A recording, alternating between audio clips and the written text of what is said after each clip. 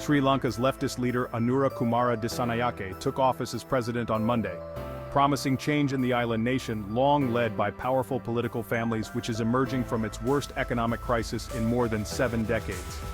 Millions of Sri Lankans had voted for the opposition parliamentarian, putting faith in his graft-fighting pledge and vow to bolster a fragile economic recovery.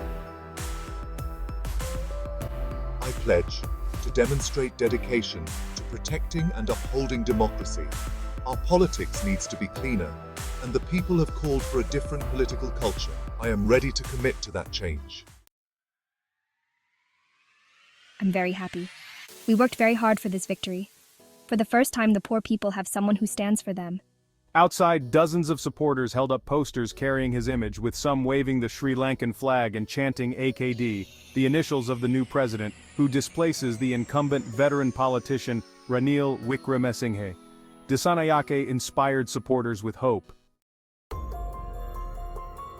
Tasks he now faces include setting up a new cabinet and wooing parliament, where his party has just 3 of 225 seats to pass a budget under the terms of a $2.9 billion bailout from the International Monetary Fund, or IMF.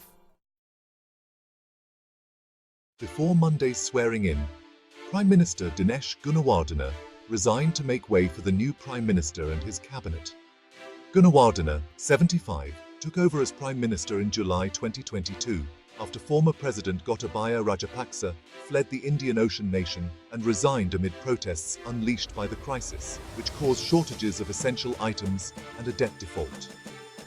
Dissanayake was declared the new president late on Sunday, displacing Wickremesinghe, who had been appointed by Parliament to serve out Rajapaksa's remaining term. Sri Lanka's sovereign dollar bonds shed 2.88 to 3.28 cents on the dollar in early trade on Monday, to bid between 49.14 and 49.77 cents. Investors worry that Marxist-leaning Disanayake's desire to revisit the terms of the country's IMF bailout could delay future disbursements, and that he could seek to renegotiate a debt deal with bondholders finalized last week. Sri Lanka's close neighbors, India, Pakistan, and the Maldives also congratulated Dissanayake on his win, along with China, the largest bilateral creditor.